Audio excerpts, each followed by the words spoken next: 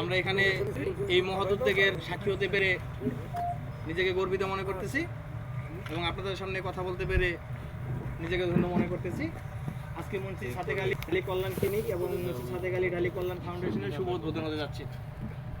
আজকে এই দুইটি প্রতিষ্ঠান যিনি করেছেন তিনি আমাদের অত্র ইউনিয়নের অত্র দিসপুর গ্রামের কৃতি সন্তান। তিনি আমাদের কনক সালেনা শুধু মুন্সিগঞ্জের গর্ব ছিলেন, উনি আমাদের অতিরিক্ত প্রধান প্রকৌশলী ছিলেন এলজিআরডির আমাদের সেই ইঞ্জিনিয়ার আব্দুল জলিল ঢালী সাহেব। আমরা এক কথা এই বিষয়ে আমি কিছু কথা বলবো না, শুধু এক কথায় আমি এলাকাবাসী এবং ইউনিয়নবাসীর পক্ষ থেকে তার কাছে শুধু বলবো, চাচা আমরা আপনার কাছে কৃতজ্ঞ। আপনি যে প্রতিষ্ঠান এখানে গড়ে দিয়ে গেলেন এটা সুফল, যতদিন এই কনক ইউনিয়ন থাকবে ততদিন এই কনক ইউনিয়নের জনগণ এটা সুফল ভোগ করবে। আজকে সকালে আমি হাঁটতেছিলাম, আমার খুব আসতেছিল, খুবাকে বললাম খুব কই যান, বলতেছে আমি ডায়াবেটিস মাপাইতে যাচ্ছি।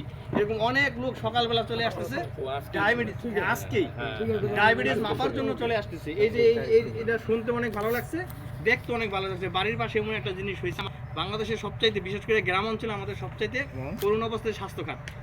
এই স্বাস্থ্যখাতটা এত খারাপ, আমরা একটা সময় অসহায় হয়ে যায়। এই জরাজীর্ণ এলাকায় একটা মানুষ হঠাৎ করে নর্মালি একটু স্ট্রোক হলে একটু প্রেশারটা বেড়ে গেলে একটা মানুষ অসহায় হয়ে যায়, তখন আমাদের হাত পা ছেড়ে দেওয়া আল্লাহরে ডাকা ছাড়া কোনো উপায় থাকে না।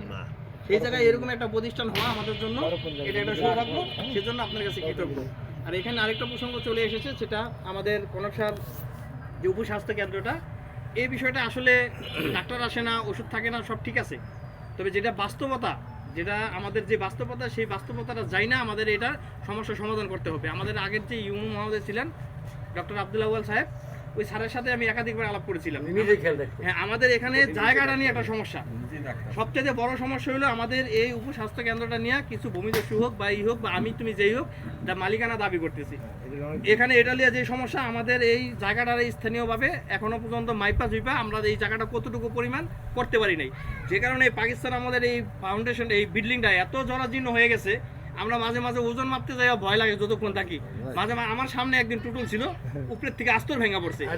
এই অবস্থায় চাচা, এই অবস্থায় কোনো মানুষ, সুস্থ মানুষ ওখানে যাইয়া আধা ঘন্টা 1 ঘন্টা 2 ঘন্টা ডিউটি দিবে, যারা দেয় তারা আল্লাহর উপর ভরসা করে এত বড় বল জানিয়ে দেয়। এটা হলো চরম বাস্তবতা। কোনো এমবিবিএস ডাক্তার এসে এরকম জরাজীর্ণ দেখা সে বেশি দিন থাকবে না, চলে যাবে। আপনি হলে চলে যেতেন, আমি হলে চলে যেতাম। এখন আমাদের এইটারে কেমনে সমাধান করা যায়, আমাদের যে ম্যাডাম আছেন, আমাদের উপজেলা স্বাস্থ্য পরিবার পরিকল্পনা কর্মকর্তা জনাব হামিদা লস্কর ম্যাডাম, আপনি এই জিনিসটি একটু দেখবেন, আমাদের ইউনু মহাদের সাথে কথাবার্তা বলে আমাদের জায়গার সমস্যাটা কত দ্রুত সমাধান করা যায়। এই জায়গাটা আমাদেরকে দান করে দিয়ে গেছেন, এটাই সত্য।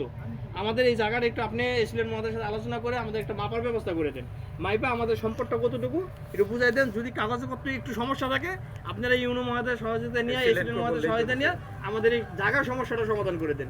এখানে আপনারা যদি একটু সহযোগিতা করেন, যদি বলে দেন না এই জায়গাটা এটাই আমাদের, এটাই উপস্বাস্থ্য কেন্দ্রের জায়গা, বাকি যারা দাবি করে আমরা জনগণ তাদের প্রতিহত করতে পারবো।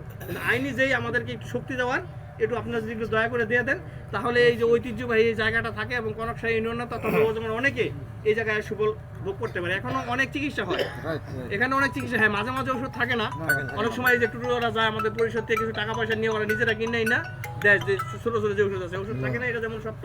এবং পাশাপাশি এখানে প্রচুর পরিমাণ সেবা হয়, এটাও সত্য। এখানে আমাদের ওই যারা প্রেগনেন্ট মারা আছেন তাদেরকে এখানে নর্মাল বাচ্চা প্রসব হয়, সেখানে এই জরাজীর্ণ এবং নোংরা একটা পরিবেশ এটা হয়, এটাও আমাদের কিছু দেখা উচিত। এটা ম্যাডাম আপনি একটু যাবেন, পরিদর্শন করবেন, আপনি গেলে আপনি দেখতে পারবেন এবং বুঝতে পারবেন যে এটা কোন অবস্থায়, এবং আপনি নিজেই বলবেন এই জায়গায় একটা প্রসবী হয়, একটা হয়, ডেলিভারি হয়, এটা তো হওয়ার কথা না। যাই হোক, ঠিক হলে হ্যাঁ, জায়গার সমস্যাটা সমাধান এর আগে হয়েছিল একবার, এই বরাদ্দ আসছিল মনে হয়, ভ্রমণের জন্য আসছিল, কিন্তু এই জায়গার সমস্যার জন্য রিটার্ন চলে গেছে। তো আপনার কাছে দুইটা কারণে গেছে, এর বরাদ্দটা আমাদের তখনকার সময় এমপি সাহেব খুব এটাই ছিল।